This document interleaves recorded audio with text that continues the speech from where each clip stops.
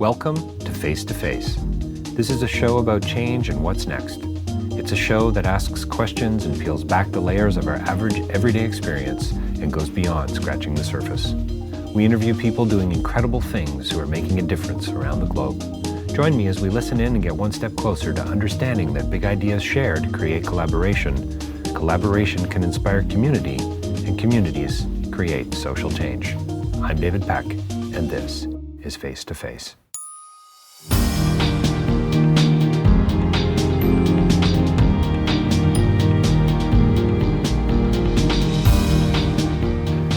So today I had the pleasure of interviewing an academic from York University. His name's Dennis Raphael. Dennis and I have never met, but I've read his book called Poverty in Canada. It's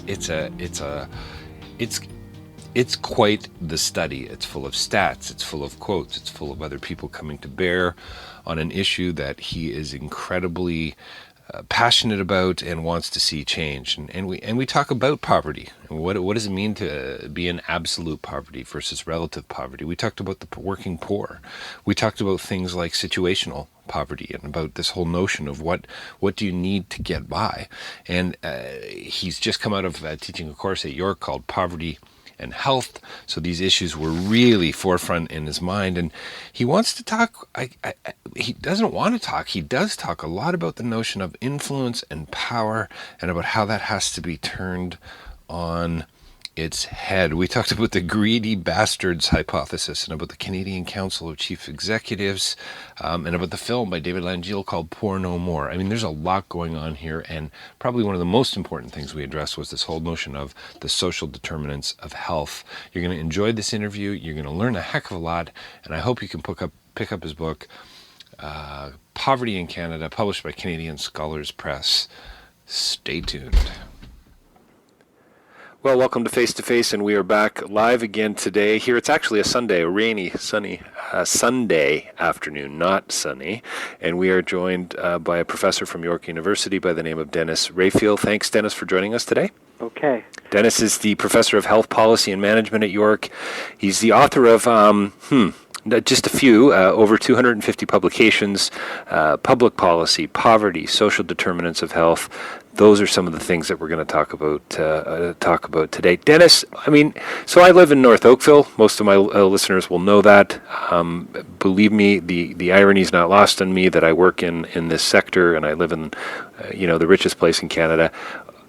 Tell me about poverty in Canada. I spend a lot of my time working on projects overseas, working in the global south, Cambodia, Southeast Asia. We're talking about 65 cents a day. That's what people think of when they think of poverty. Can you tell me a little bit more about that here in the Canadian context? Well, in developed countries, the United Nations and most researchers have come to see poverty in terms of what we might call relative social and material deprivation. And the best way to cut right to the chase is internationally, and in Canada and Ontario especially, poverty is thought of as a situation where a family or an individual has less than half the median income. So, for example, if the average family's income in Canada is $50,000, right, then if your family is earning less than $25,000, then you are said to be in a situation where you're not able to do the kinds of things that's expected of a member in society. And this definition first came out about 1992 with Peter Townsend. And as it turns out, it's an incredibly valid definition, right, in that if you talk to people either in Britain or in Canada and you ask them, what do you need to get by? Right, it tends to track very closely to that measurement. It also turns out in terms of health, that it turns out that those people that are indeed less than half that median, whether they're individuals or families, right, show a wide range of health and psychosocial and educational and social problems. So are we talking about things like, children not having access to community centers or children not having access to extracurricular activities, those kinds of things? Well, that's one way, but let me put it this way. Yeah. We're talking about families where when expenses come up, people cannot afford it. Right. So we're talking about kids not having boots during the winter. We're talking about kids not possibly having a second pair of pants. We're talking about an electrical fixture that blows, and families are not able to replace it. So we're talking about Statistics Canada, when they talk about measurement, talk about it as living in straitened circumstances. Say that again, living in... See, they had this low-income cutoff measure. Yes, It's similar to the definition I just gave you. And they define as living in straitened situations, STRAITNED. And basically, Mel Hertig captured it in his title, Pay the Rent or Feed the Kids. And we're talking about, overall, it varies from about 12 to 15% of the population. In Toronto, it's now 29% of the population. Which is incredibly high. Oh, yes. It turns out that when you look at where we are at 13 to 15%, the United States is at 22%. Some of the Scandinavian countries had been as low as 5%. But it's different, though, because if you're poor in Scandinavia, let's say it's 6-7% in Scandinavia, you may be poor, but you're still getting the free child care, and you're still getting the housing subsidy, and you're still getting free university tuition. So the situation of poverty in Canada is not only do you have that income that's less than half, but generally you don't get anything else. So would you say the distinction, say, between a country like Canada and Cambodia, which is one of the areas where I work, the kind of poverty that we're talking about in the Global South largely is kind of it's about basic necessities of life? Yeah, the term that the United Nations calls that is absolute poverty. Absolute poverty. Now, we have absolute poverty here as well. The Innocente Research Center estimates that about 5 to 6% is families living in absolute poverty. So these are the people in the homeless shelters, using the food banks, people in native reserves. So you're talking about maybe 5-6% in absolute poverty, and then you add the extra 7-8% of the people that we might call working poor. Right. But these people are not able to do the kinds of things that one would expect in an advanced society. Right. You don't see them at the zoos. I've done studies where kids don't go to movies. They don't go to baseball games. I interviewed a couple of kids in my neighborhood, which is Danforth and Pape, and I said, what are the things you like to do? And he said, man, there's nothing to do around here. I said, nothing? And he said, no. And at that time, when I did the study, going to the roof deck at what we used to call the Sky Dome, used to be $3 a ticket. Right. And these kids couldn't even go to a Blue Jays game. They couldn't even get there. Yeah. So when you think of, what's the advantage of living in a country like Canada, and you think movies, shows, the zoo, the science center, the symphony, these people that we identified as poor are unable to do that. So do you think in some ways, it seems to me that if we equivocate with this whole idea of poverty across the board, we're going to do somebody a disservice along the way. Do you think that some more work has to be done there from a journalistic perspective or from a political perspective to educate the public, to educate people like me, to say, the city dweller, to say, hang on a second here, this is what we're talking about, and here's the needs. I think the problem isn't that people don't know there's poor people. I think, the issue of smoking or whatever, people get it, that there are people that are poor. What they don't understand are the sources of it. Right. So they will tend to, if they're very, very conservative, they'll tend to be pejorative. Right. So that's the poor bashing. They're lazy. They don't know how to take care of their kids. And then you have the more enlightened view. And the more enlightened view is, well, they weren't born like that, but a culture of poverty is developed. Right. So they tend to individualize it. They tend to see it as motivational. They tend to see it, I think many middle class and upper middle class Canadians have the view that if you play your card right, you become a lawyer or a chemist or a physicist. And if you people don't have the wherewithal, then you deserve what you get. Yeah. No, there's a self. It's almost like a. What's the cliche? What's the phrase I'm looking for here?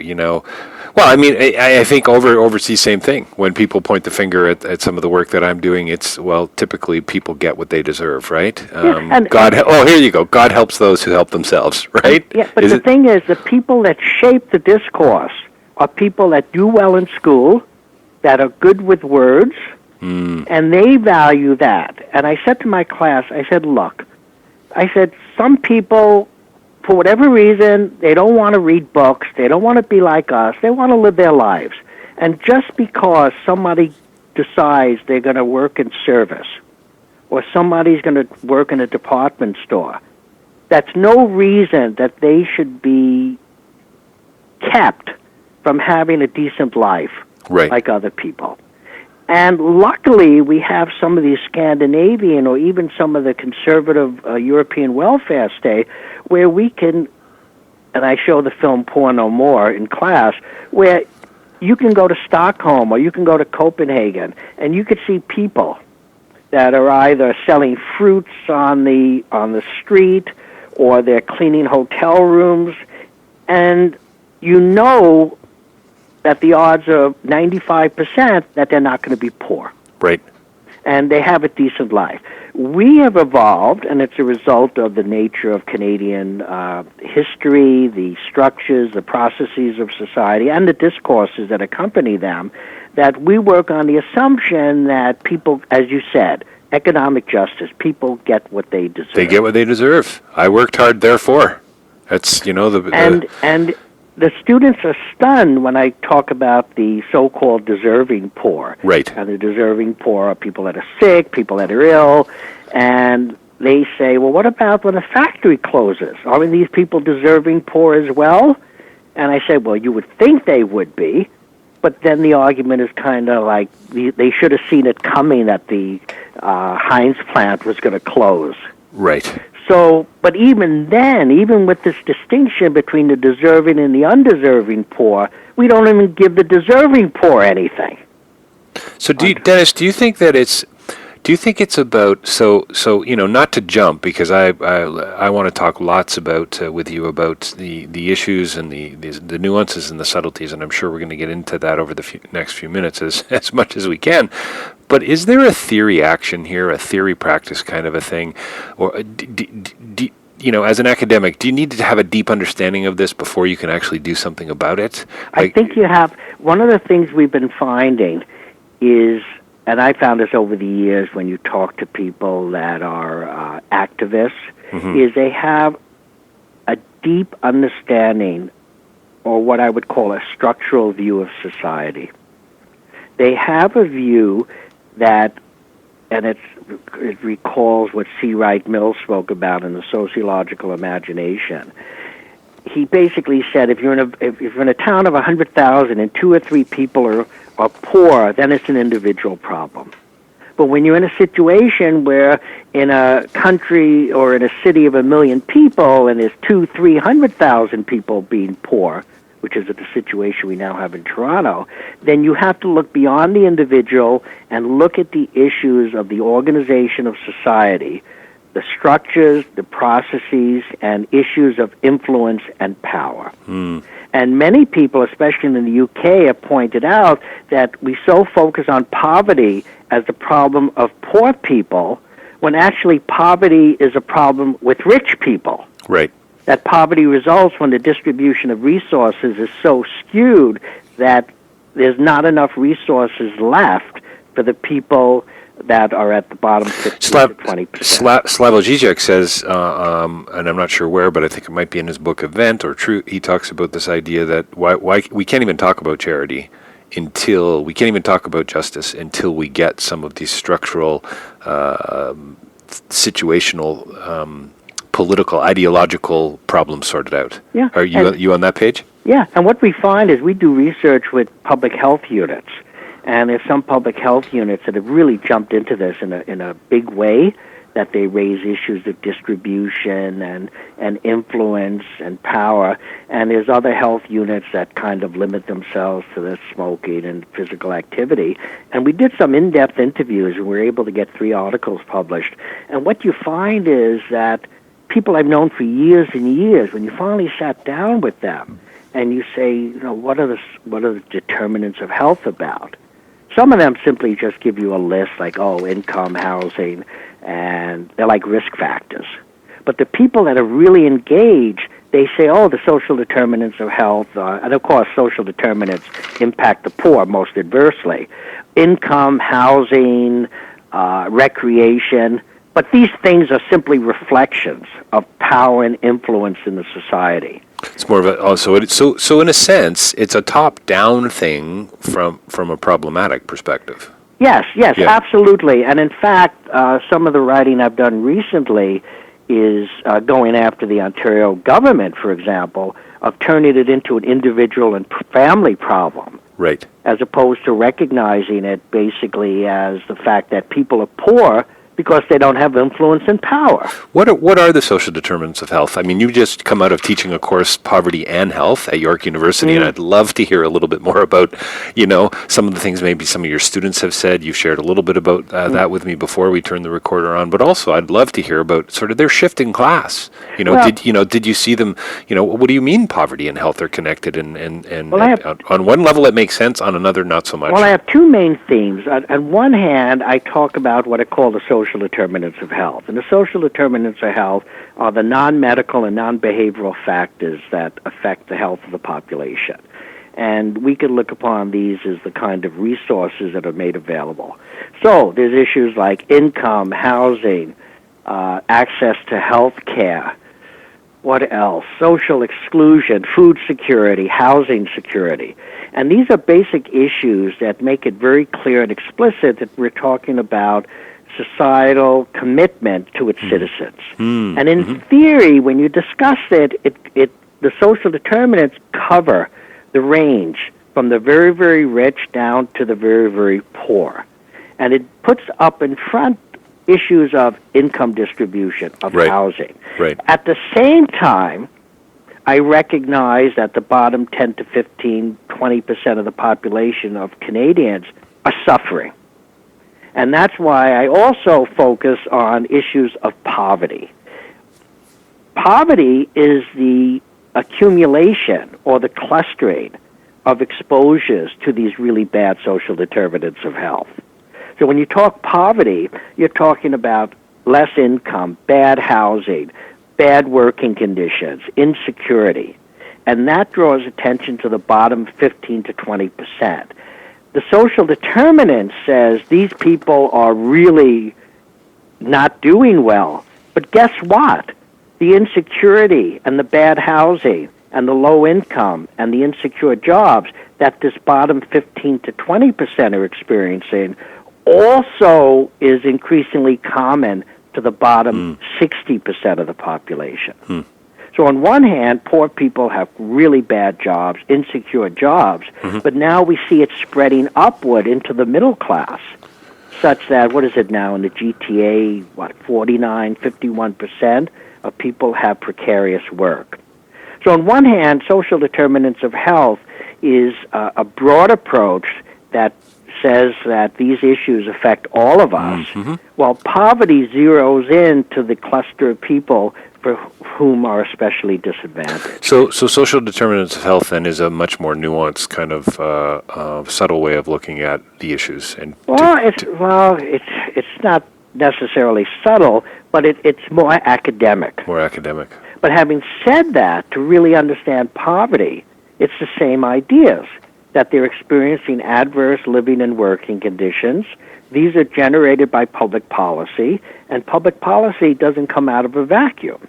And as I say to my students, look, if you were to call up Kathleen Wynne and say, I'm a single mom going to York University trying to get by, and I'm working on a minimum wage, and my life would really be better if it was $5, $6, $7 more, how much attention are you going to get compared to someone calling up from the Chamber of Commerce who pleads that if you raise the minimum wage, the economy is going to go down the tubes? So ultimately, what it comes down to is influence, power, and the fact that we've developed an economy that appears to be quite content with having 15 to 20% of people living lives of quiet desperation. And then you ask the question is, how does this come about, and why is it sustained? And it's sustained because poverty is ultimately profitable. Right. It's profitable. You keep wages down, you make people desperate for work, it increases the profits. And whether it's Tim Hortons or it's McDonald's or it's the Royal Bank. So this thing is structural, and it's driven, and it's not an accident. That's one of the insights that the sociologist C. Wright Mills has. So this is not an accident. So when you say it's not an accident, or when the sociologists say that, it's by design, or that it's played out as a result of the pieces that have sort of fallen into place? There's a small line between design and played out. I mean, I said to my students the other day, do you think that these guys wake up in the middle of the night and they say, we keep wages down, we'll screw these poor people even more, and that makes me feel good? Or do you recognize that managers all across corporate Canada, their jobs depend on their ability to generate profits? Yes.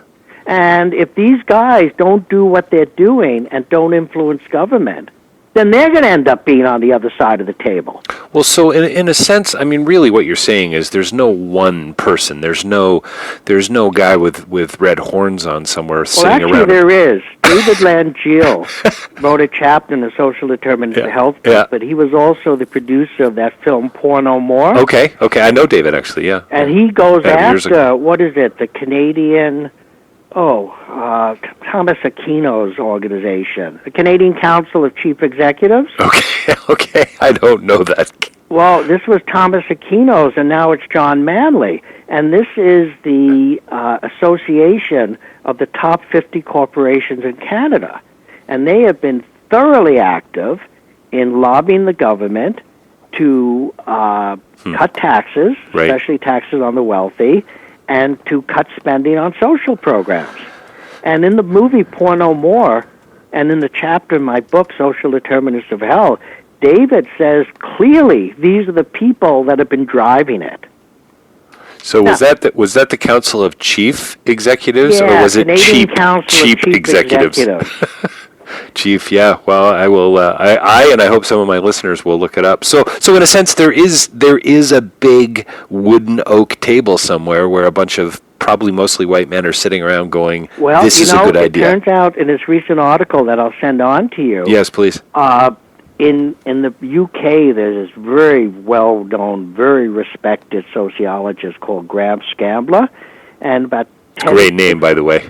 10, 15 years ago, he published something in a really good journal, and he calls it the greedy bastards hypothesis.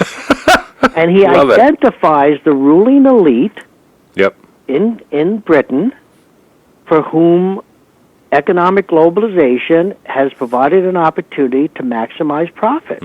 And don't forget Jordan Brennan from York University, who's been able to document that there's a direct correlation between corporate power, which he operationalizes as the profits of the top 50 or 60 corporations in Canada, income inequality, and the power of unions. In fact, when you correlate the three of them, the correlation is like almost perfect.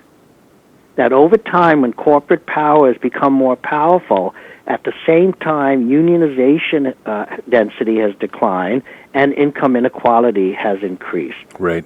And he's published that at CCPA. I think it's called A Shrinking Universe. So you can point fingers. So are you a triple bottom liner? A triple bottom line? So people, planet, prosperity. You know, Friedman's. No, I'm not familiar with that. Well, Friedman's whole notion is, what's the purpose of a corporation is to increase profits. Yeah, that's period. what they're there Right? for. And I respect that. Increase the bottom line. But what some people are starting to say, including the liberals, actually, that we believe in a triple bottom line, which is about people, planet, and profit, or in some cases, prosperity. So it's a little more human, occasionally, I guess. you get these real in the movie Porno More that David Langiel did. They're interviewing the head of the union in Scandic in Stockholm. Okay. And they're talking to him, and they say, "How do you get along with the?" Because he sits on the board of directors, the union guy, Right. and they're legislated by law. And he said, "Well, what's your relationship with the corporation?" And this guy basically said, "Look, when it comes down to it, they know we have the power." And then he goes on to say, and this is a working class guy in Sweden, right? Right. He said it's a bit like the Cold War, when everybody had the nukes, but nobody wanted to use it. Right. And he said the corporation knows that we have the power, but they don't want to see us use it, so it's in everybody's interest. And, of course, in Scandinavia, because of the influence and power of the unions, there is no minimum wage legislation. Right. So when I say to students, when we get, almost the first week of class of the 12-week course, they begin asking me, why is it like this? What can we do? And we say, well, we'll get to that. Right. Right. But certainly, 10, 15, what is it? This is 2015, probably about 20 years ago when I first started doing this.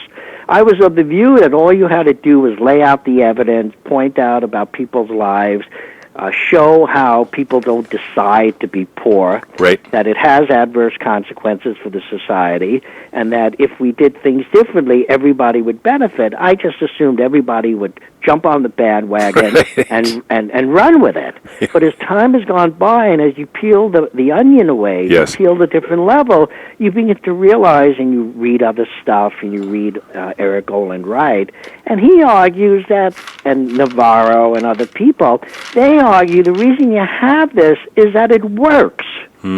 It works. And you take these guys who are corporate magnates, who have these huge homes, and lovely wives, or if they happen to be corporate women, beautiful husbands. Mm-hmm. The system works for them. It works for their kids. It works for them. Well, and is that part of sort of the ideological tenacity of it all, I suppose, that folks in that position, in that level, say, hey, it seems to be working pretty well for me, so, Yeah. Dennis, don't tell me about poverty in Canada. I'm not really interested in taking your course, et cetera, et cetera, et cetera. And then when they do get presented with it, it's typically at the point of purchase donation at Walmart, or it's somebody knocking on the door, or it's the Cub Scouts selling apples, and they might be reminded from time to time that these issues exist, but it's outside of their frame of reference. Well, I'll be honest with you. It's difficult for me to understand how they think. For me to understand how they think and to think like them would almost be like them thinking like me. Right. And the way I describe it, I'm very much a product of growing up in New York City. Parents were immigrants. The 1950s and 1960s, the textbooks in New York City talked about American imperialism. They talked about the robber barons. And in grade 6, the teacher explained the difference between capitalism, socialism, and communism. Do you have a signed copy of the Communist Manifesto, Dennis? Is that what you're trying to tell me? I don't have a signed copy. But basically, you have to remember also, from about 1946 to about 1975, income inequality in North America was at its lowest. Yes. And I was a product of that, where the jobs were plentiful, and everybody, whether you were in the bottom quintile or the top quintile of income, everybody did better. But then, of course, in the mid-'70s, that all changed, and the ideology changed, and people's expectations changed. And so what happens now is the country, where students are stunned to hear that when I say that Canada's never been as wealthy as it is now. There's more resources available now than there's ever been. Well, isn't this an argument, I mean, right out of the gate, isn't this an argument against trickle-down economics, this idea that it will finally get to the people who need it most? Well, you keep hearing it, right? Yes. The other day they came out, some business group came out and said you can't raise the minimum wage. It'll hurt the very people we're trying to help. Wow. It gave me an opportunity Wow. to talk to my class about South Africa, and we weren't supposed to boycott South African wine because it would hurt the very people we're trying to help. But you have this evolution, and it's been especially bad in Canada, the United States, and Britain. But it's not been like this everywhere. Right. But the idea is that during the mid-1970s, and again, David Langell does a wonderful job in his chapter in my Social Determinants of Health Canadian Perspectives book about how corporate Canada began to realize that they can begin to influence and shape public policy. And they basically decided to go whole hog on it and to begin to pressure, and, they responded. The chief architect of the destruction of the welfare state in Canada was the Liberal government in Ottawa. Right. So you cut back, you cry poverty, and that didn't happen everywhere else. I mean, neoliberalism and economic globalization has had effects everywhere, but they've been much more profound here. Well, doesn't the OECD say that I don't like the term developing country and non-developing country or third world. I don't like any of that. But if you look at those types of, quantitative factors, isn't Canada actually one of the worst when it comes to we're supposedly a developed country and yet we have such a high level of poverty, as you sort of defined earlier? Well, the OECD is basically, when you get a bunch of economists right. to say things are going bad. But the real finger pointers have been the United Nations in terms of all the special rapporteurs. Right. Whether it's housing or whether it's Aboriginal or whether it's CEDAW, the Convention to End All Forms of Discrimination. And that is, Canada is really, really doing badly. And occasionally I say to my students, maybe I got this all wrong, but then something will come out like the 29% of families living in poverty in Toronto, or the IMF, International Monetary Fund, will say that inequality is suppressing growth, or the OECD will point out. I'll give you two little pieces of information. One is that Canada's had one of the highest, Canada's been growing in terms of income inequality, and it's kind of leveled off lately, but over the last 15 years it was one of the highest, and Canada's had the lowest increase in life expectancy among OECD countries. Right. So you're beginning to see the manifestation of all of this. And as you know, it has a variety of effects. People become alienated, people stop voting. So there are some signs of optimism, but the bottom line is that there's different ways that capitalist economies have been organized. And in Scandinavia, there's always been a deep suspicion of it. And the result has been structures and processes that see very strong unionization, see intersectoral bargaining, a lot of cooperation among unions, and as a result, it's managed. The economy is managed. And even in the continental countries, the so-called Bismarckian welfare states that developed in the 1870s, Belgium, France, Holland, Germany, Netherlands, what you see basically there is a deep-rooted, not suspicion, but a lack of complete endorsement of laissez-faire principles. So there's a lot of social insurance. The largest insurance company in Switzerland is nonprofit. So you see a lot of concern with promoting cohesion and solidarity. Why, Dennis, why should I care about any of this? Well, basically because it points out that there are alternatives to what we're experiencing now. And then, finally, the liberal countries are the Anglo-Saxon countries, where the market is the dominant. I don't mean about the Nordic approach. What I mean, I should have contextualized that a little bit more. I mean, as an individual, right? I read your book. I read your most recent article in The Spectator, which I'll put a link to, by the way, on the site. I read it and I go, yeah, okay, well, you know what, there are people dealing with this, I don't need to get involved. So I guess as a Canadian, why do I care? Does it have something to do with your comment earlier about it is more of a community affair now when you look at the on an individual level, yeah. I say to my students, I say, what happens if you wake up in the middle of the night and you hear voices telling you not to go to work tomorrow? In other words, you have a psychotic nervous breakdown. Yeah, sure, I said, do you think anybody is going to stop you from being homeless?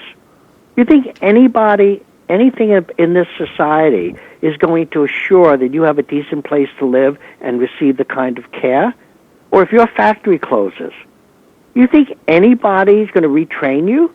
You think anybody's going to make significant effort to make sure that you don't end up on the street? And the answer is no, absolutely not. But in contrast, that doesn't happen in other countries. Right. So on an individual level, I say to them, you do not know how incredibly vulnerable you are. Nice. I say, how many of you work? And a whole bunch raise their hands. Yeah, sure. How many of you have long-term disability? They don't even know what it is. So on an individual level, things are going to happen to you, and they're going to happen to you anyway. You're going to get old. You're going to get sick. You're going to lose your job, and there's absolutely no structures out there that's going to assure that you're going to be okay. Right. Now, on a broader level, even if you are okay, even if you are a lawyer or a physician or have some kind of job that you're going to be secure, do you really want to live in a country with so many desperate people? Do you really want to live in a place where you just know that 20, 30, 35, 40% of people are being disenfranchised? And then you get into issues of crime and insecurity. Sure. So, what's the point? And there's no reason for it. And then you make the argument that not only with all of these things such as, universal affordable child care or pharmacare or tuition credits, not only would that be better for you, it would actually improve the economy. Right. So there's a whole list, it's like it's as long as your arm, about why we should be doing something to help people out. And then, of course, the question inevitably gets raised is the students just say, why? Why is it like this? Yeah, why is it like this in the first place? So you keep referring to sort of Scandinavia, the Nordic solution. It sounds almost like there's more of a communitarian approach. Are they more human than we are, Dennis? Well, I tell you, it's not. In many ways, I'm more struck by the conservative countries of France and Germany and Belgium and Holland. Okay. They do studies there where they do surveys. They ask people, does the government have a role in assuring everybody can have a decent job? Or does the state or does the government have a role to ensure that, that people have good jobs, that they're taken care of? And you find that businessmen, the people that own Bayer or own BMW, they have more enlightened attitudes than people in North America do. So you do. I mean, I'm more familiar with the studies in the United States. Yeah.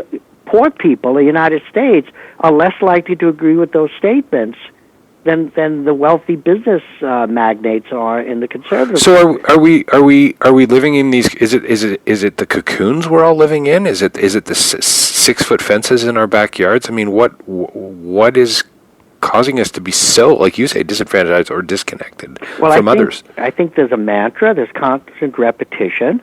That there's, you see this all the time. I'll be at a conference and somebody from Health Canada or Public Health Agency or the Ontario government will say, in a time of scarce resources. And I'll jump up and say, what are you talking about? What scarce resources? Right. And then they come out and say, the Canadian public doesn't want us to spend. So the idea is, as has been elucidated by numerous people like Edward Grabb, a prophet, I believe is at Weston, has a book on social inequality. And he, like others, and he's not the first one, Marx spoke about the base, which is the economic and political system, and the superstructure, which is the ideology that comes to justify it. Gary Teeple, who wrote Globalization and the Decline of Social Reform, the argument is that the powers that be that control the economic and political system also shape the public ideas or conversations, which we call discourses. So if you hear enough and enough that there's no money, it's interesting, 10, 15 years ago, the argument was there was no money for child care. Right. There was no money for that. Now they don't even bother with those arguments anymore. It's kind of two-pronged. On one hand, they say, oh, we're in a time of austerity, there's no resources available, yet at the same time, they have no hesitation about spending hundreds of millions on this or that.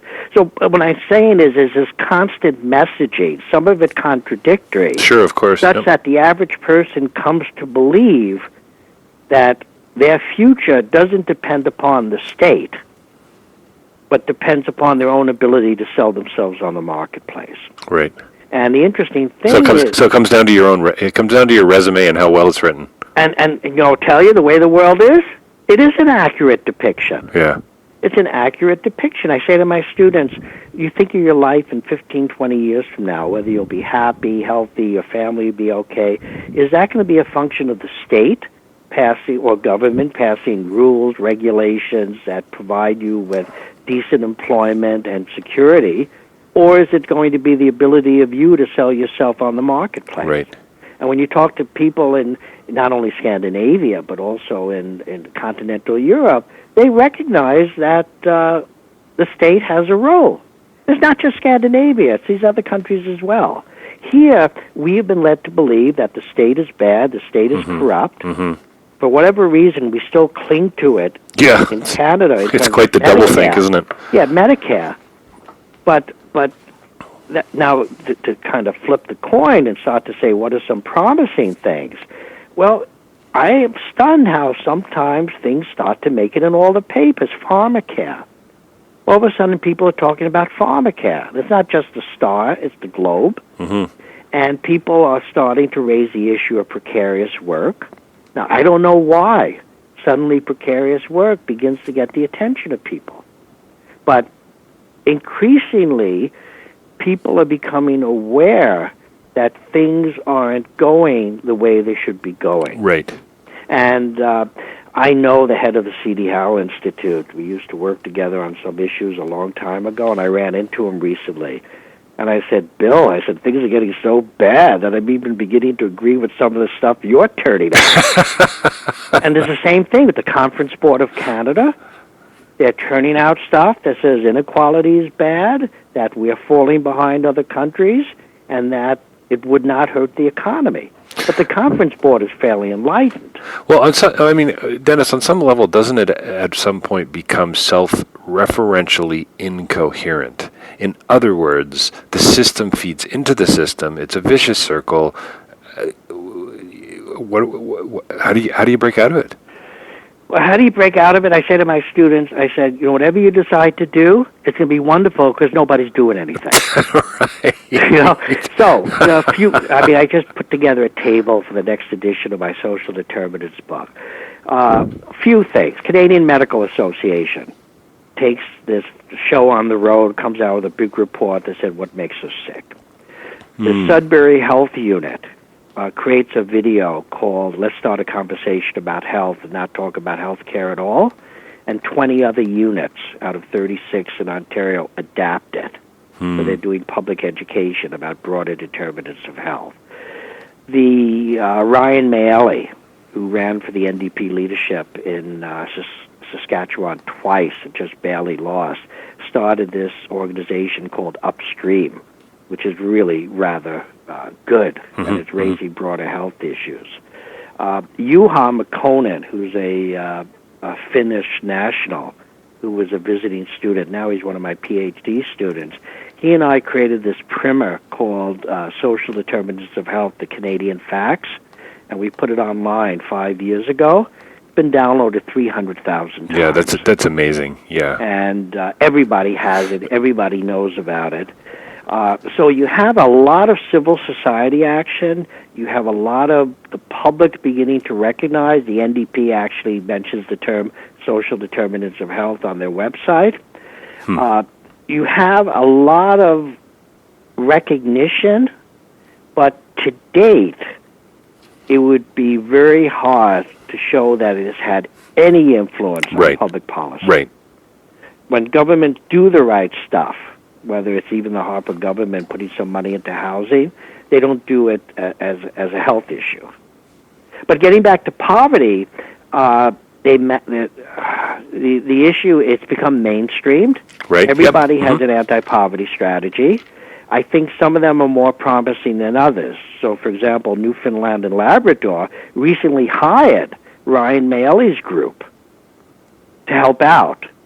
And my sense was that they've been more successful in Newfoundland, and they've had a more community-based. Well, I mean, what I'm hearing is, Dennis, that people aren't sweeping it under the carpet, maybe like they have been over the last few years. That the Star, the Globe, people are writing about it, people are talking about it. You're just saying maybe not quite enough yet?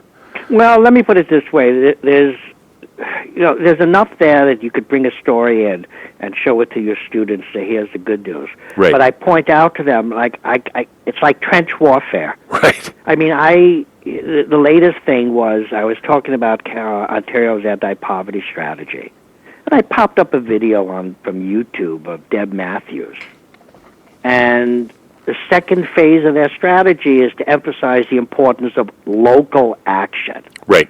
So they come up with this $50 million plan over 6 years to make small grants up to $100,000 or so available to highlight local action.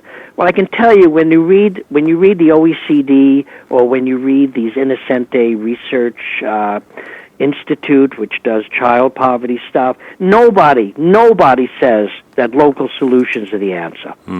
Nobody says that building 15 houses in Hamilton or highlighting that this particular drop-in center is helping women put their resumes together.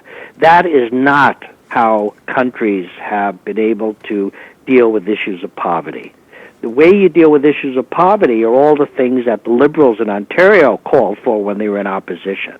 Make it easy to unionize. Make the minimum wage a living wage. Right. All of that stuff, affordable child care, housing, structural issues that not only redistribute the income and wealth that's available, but increases the power and influence of poor people. They will not go near that. So this piece I wrote went after Deb Matthews because when you come out and you say the solution is local, you're basically saying that there's nothing we can do anymore. Right. And, of course, my students then raise their hand and say, well, who is this Deb Matthews? Doesn't she know about the stuff that we've just learned in this class? Right. And then I said, you know what?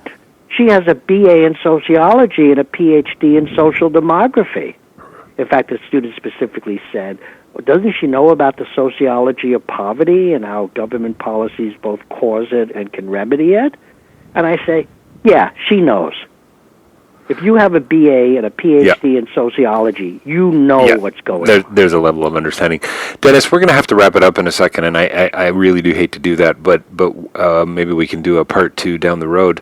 Tell me a little bit about, we talked before the recorder started, we talked a little bit about some of, you're coming out of a recent course, Health and Poverty at York, and some of the reports, the from your students saying, I think one of your questions was, how's your understanding shifted? I want to, at the risk of oversimplifying, I wouldn't mind ending on a bit of a hopeful note. Well, it is. It's remarkable. You have 125 students. They come in, they've been exposed to some broader concepts of political theory and sociological theory, and within the first week, they begin to understand that it's not an accident. Right. It's not an unfortunate byproduct of a changing society. And I say to them, this is basically denying what we've been taught about democracy and pluralism and the best ideas carry the day. I said, unfortunately, that's not the way it is. And then we hearken back to Max Weber and Karl Marx and other theorists that say, unfortunately, the way things are organized, it's a competition. It's competition for influence and power. And right now, we're losing. And we, being students that attend York, who don't have wealth, who an unbelievable number of them are immigrants of color. It is really remarkable how the face of Toronto has changed. But I point out to them that this is not good news, that there are people, there are sectors out there that are systematically profiting from this. Right. And 20, 30 years ago, they were doing less well, and now they're doing a lot better. And they're doing it because they've been successful at shifting tax structures, at changing what is available by nature of being a citizen or a permanent resident, and that ultimately, I say to them, a theory best explains how we've got here and how we get out. You could see poverty as individual failings, and we set up education programs, counseling programs, anger management, and tell husbands to stay with their wives, and how far is that going to get us? Right. Or we can manage it and increase some tax credits here and there, make sure kids don't have their teeth pulled out, set up breakfast programs or feeding programs, as some of us call them. Or you could begin to pull back and say, maybe we should be focusing on making it easy to unionize. Maybe we should focus on, increasing the taxes on the wealthy. Because certainly I point out to them, if you look at the top 20%, they earn, let's say, they take away $175,000 a year. Poor families, 20% take home $20,000 a year. If you shifted $20,000 from the 170 to the people on the bottom, you turn their lives around on a dime. Right. And that's what most enlightened countries do. In terms of their tax structures, and we're constantly reducing the taxes on the wealthy, although in Ontario there was a very slight increase. But of course, the Globe and other papers said this was going to be the end of capitalism as we know it. Right. So doesn't look like that's coming anytime soon. So students come to appreciate that this is bigger than individual failings, and that they need to get involved in the Canadian Centre for Policy Alternatives or Canada Without Poverty or the NDP, and they go away both, I guess, very surprised. Yeah, well, I hope they go away on some level challenged, but also sort of affirmed in a way. You can make a difference. There is a way of getting involved. There are things that can be written and studies that can be done, and ways of. There's so many different levels of activism, I suppose, but. Yeah, well, First Dennis, thing they have to do is they have to decide they're going to vote. Well, yeah, exactly right. Yeah, I'm with you there. Okay. Thank you so much for your time today. Dennis Raphael, author of Poverty in Canada and 249 other publications. Yep. Thank you so much for joining us today, Okay, Dennis. thank you. Really appreciate it.